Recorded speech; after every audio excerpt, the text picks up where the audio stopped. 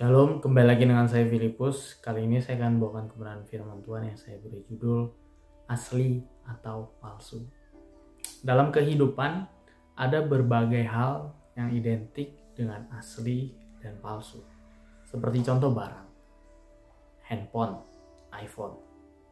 iPhone 12 itu kalau yang aslinya harganya 20 juta. Kalau yang KW-nya atau yang palsunya HDC itu paling hanya 1-2 juta. Gitu juga dengan tas. Berbagai tas-tas bermerek yang harganya puluhan juta. Jika itu dibuat KW, dibuat palsunya atau buatan orang lain yang menyerupai seolah-olah sama tetapi tidak, itu paling harganya cuma ratusan ribu. Ada perbandingan harga yang sangat jauh. Sebagai kita orang Kristen, itu juga ada yang namanya Kristen asli dan Kristen palsu. Apa artinya?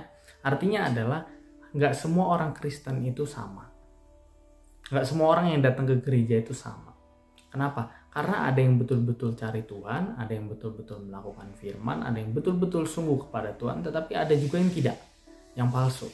Mari kita bahas satu persatu. Yang pertama adalah banyak orang palsu yang ingin terlihat asli.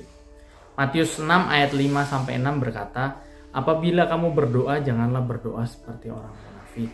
Mereka suka mengucapkan doanya dengan berdiri dalam rumah-rumah ibadat dan pada tikungan-tikungan jalan raya supaya mereka dilihat orang. Aku berkata kepadamu, sesungguhnya mereka sudah mendapat upahnya.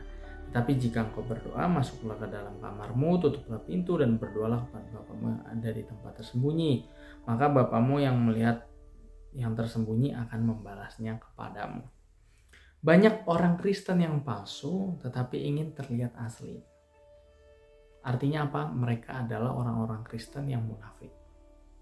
Apakah orang seperti ini banyak? Banyak. Nggak sedikit.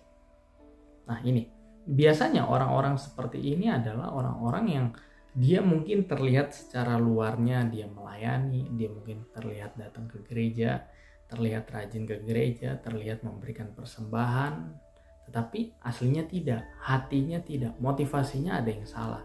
Dia mungkin sering menyumbang atau mendonasi baik itu ke gereja atau ke panti-panti asuhan, tetapi motivasinya buat dilihat orang, buat dilihat manusia. Berarti itu ada yang salah.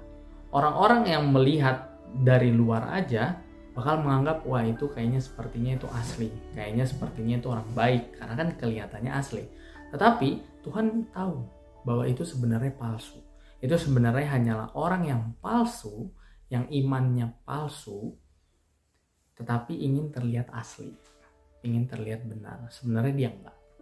Lalu yang kedua, orang Kristen yang palsu itu lebih banyak daripada yang asli.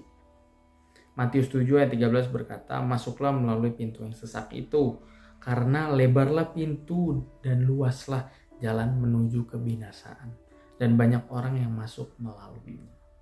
Yap, betul. Kalau kita sudah beragama Kristen, belum menjadi suatu jaminan untuk kita masuk ke dalam kerajaan surga. Mengapa? Karena yang menjadi satu-satunya jaminan adalah perbuatan kita sendiri.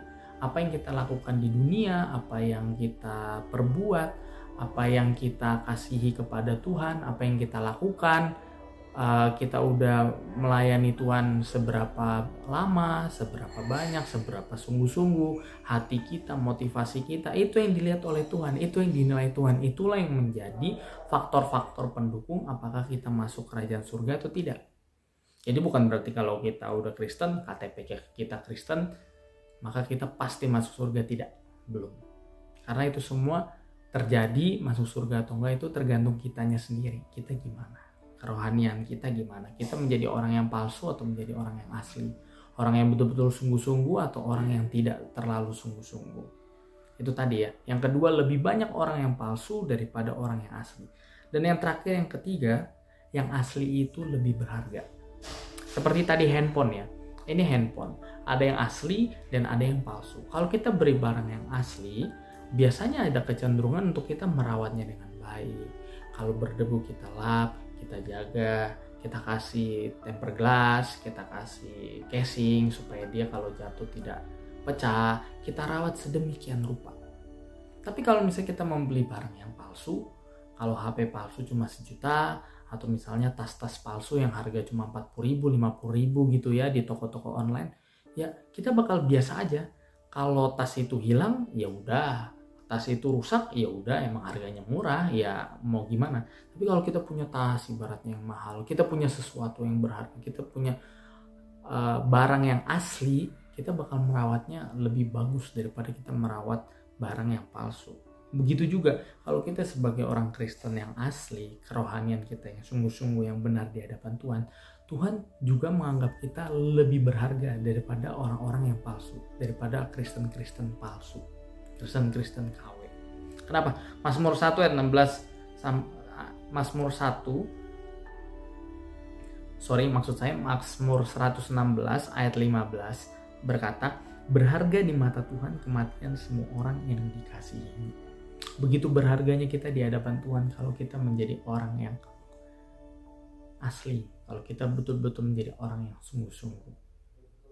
Jadi itu merupakan 3 poin tentang asli dan palsu, tentang kerohanian yang asli, kerohanian yang palsu. Jadi artinya asli dan palsu dalam kerohanian ini artinya adalah yang asli itu adalah orang yang betul sungguh-sungguh, bukan hanya terlihat di luarnya sungguh-sungguh, tetapi hatinya juga sungguh-sungguh, motivasinya, tujuannya untuk kemuliaan nama Tuhan. Tetapi kalau orang yang palsu, seperti contoh handphone tadi ya, balik lagi ke handphone, kalau kita ngelihat dari jauh aja, itu sama-sama seperti iPhone 12, kameranya 3, kamera boba gitu ya biasanya.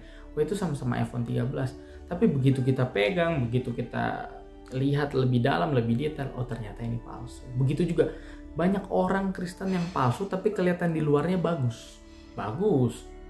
Ke gereja, melayani, banyak. Tapi motivasinya enggak. Yang tahu motivasi, yang tahu hati, yang tahu dalam diri sendiri siapa? Yaitu kita sendiri dan Tuhan.